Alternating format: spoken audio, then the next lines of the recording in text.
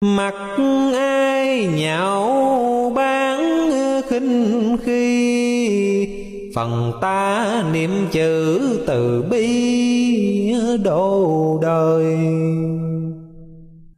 Muốn xem được Phật được trời, thì là phải ráng nghe lời dạy răng.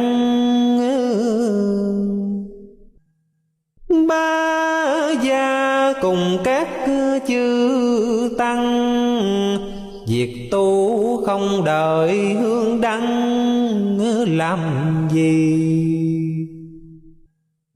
Đời cùng tu gấp kịp thì, đặng xem báo ngọc ly kỳ năm nói.